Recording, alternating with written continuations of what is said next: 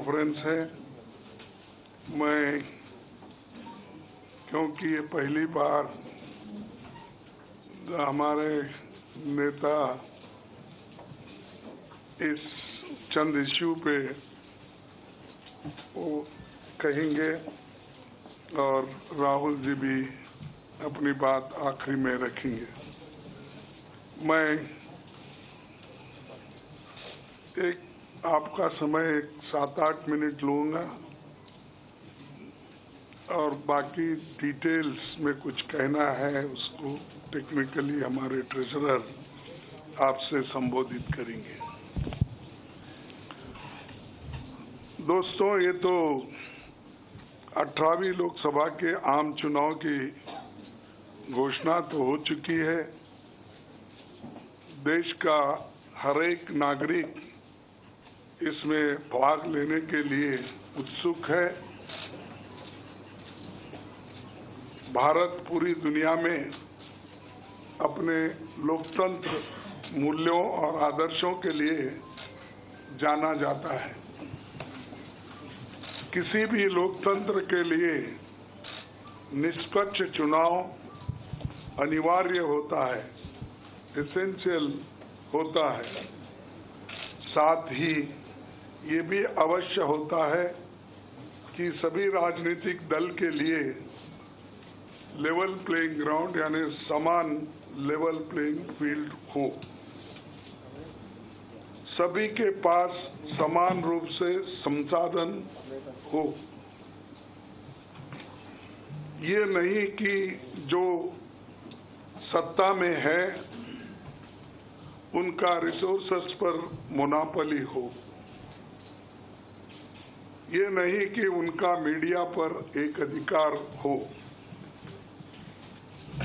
ये नहीं कि सत्ताधारी दल का संवैधानिक तथा न्यायिक संस्था जैसे आईटी, ईडी, इलेक्शन कमीशन, इन अपने दूसरे ऑटोनोमस बॉडीज पर प्रत्यक्ष अथवा परोक्ष नियंत्रण हो।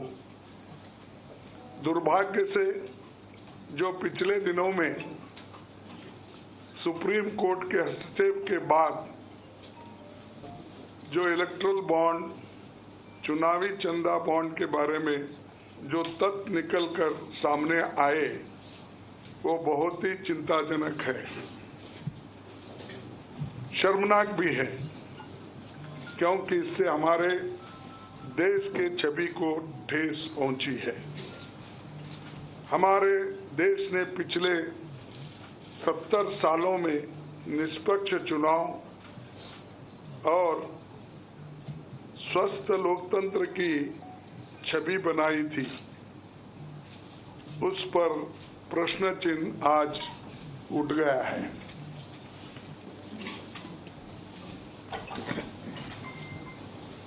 सुप्रीम कोर्ट ने जिस चुनावी चंदा बॉन्ड को इलीगल और अनकॉन्स्टिट्यूशनल कहा, उस स्कीम के तहत मौजूदा सत्ताधारी दल ने हजारों करोड़ रुपए से ज्यादा अपने अकाउंट में भर लिया है और दूसरी तरफ साजिशन मुख्य विपक्षी दल का बैंक अकाउंट फ्रीज कर दिया गया है ताकि हम पैसों के अभाव में बराबरी से चुनाव ना लड़े और ना लड़ पाए। ये सत्ताधारी दल द्वारा एक खतरनाक खेल है। इसके दूरगामी प्रभाव होंगे, क्योंकि अगर डेमोक्रेसी को इस देश में बचाना है तो लेवल प्लेइंग ग्राउंड होना चाहिए। ऐसा भी नहीं होना, चंद देशों में चुनाव हो रहे हैं, 99% वोट एक ही आदमी ले रहा है। ऐसा आपको तो मालूम हो गया रिसेंटली किन किन देशों में ऐसा हुआ है। तो ये सत्ताधारी दल द्वारा एक खतरनाक खेल खेला गया है। इसके दूरगामी प्रभाव होंगे, पर ये स्पष्ट है कि इस तरीके से किसी राजनीतिक दल को असहाय बनाकर चुनाव लड़ने में बाधा उत्पन्न कर और फ्री एंड फेयर इलेक्शन कभी नहीं कहा जा सकता। देश की जनता, एक आम नागरिक देख सकता है कि बीजेपी ने चुनावी चंदा बॉन्ड से 56% पैसे हासिल किए हैं, वहीं कांग्रेस को 11% ही मिले हैं। और ये वो पैसे जो बॉन्ड से बीजेपी ने लिए हैं, इसके अलावा जो कैश में इनके पास आता होगा तो कोई अकाउंट ही नहीं है। आप इनके खर्चे देखिए, हर तरफ इनका एडवर्टाइजमेंट लगा है और एडवर्टाइजमेंट में भी मोनोपोली बना ली है।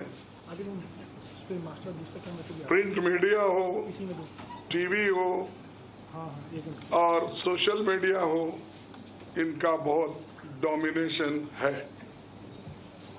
लेकिन इतने पैसे एक पार्टी जमा कर सकती है, हिंदुस्तान के 70 साल के डेमोक्रेटिक व्यवस्था में ऐसा कोई नहीं किया। ये पहली बार ये सरकार अनेक ढंग से पैसे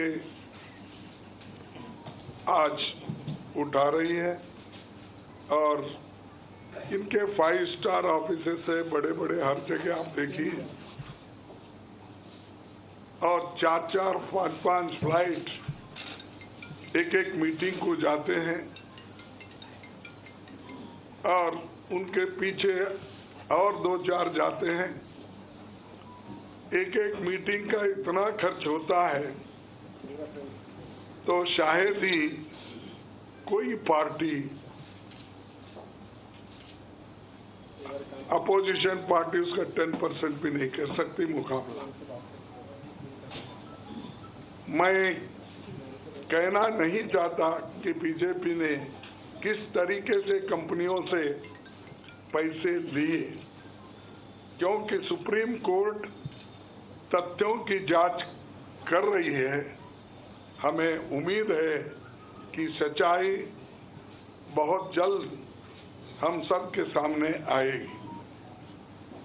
और अंत में मैं देश के संवैधानिक संस्थाओं से अपील करता हूं कि अगर वो फ्री एंड फेयर इलेक्शन चाहते हैं तो हमारी पार्टी को बगैर किसी रोक टोक से बैंक अकाउंट्स का इस्तेमाल करने दे, और जो इनकम टैक्स का क्लेम है वो अंततः कोर्ट के निर्णय के अनुसार सेटल हो जाएगा। राजनीतिक दल टैक्स नहीं देते, बीजेपी कभी इनकम टैक्स नहीं दी, लेकिन ये लागू सिर्फ कांग्रेस पे हो रहा है। कोई पॉलिटिकल पार्टी इनकम टैक्स के दायरे में नहीं आते, सच है ना? सेटल हो जाए, राजनीतिक दल नहीं आते। बीजेपी ने कभी नहीं दिया अकाउंट। इसके बाद भी अगर हमसे ये मांगा जा रहा है तो हम न्यायालय के अंतिम निर्णय का इंतजार कर रहे हैं, क्योंकि हम चाहते हैं कम से कम न्यायालय तो इस बात को देखे, कानून को देखे, रूल ऑफ लॉ और गवर्नेंस जो संविधान के तहत होता है उसके तरफ तो ध्यान दे दो, क्योंकि आज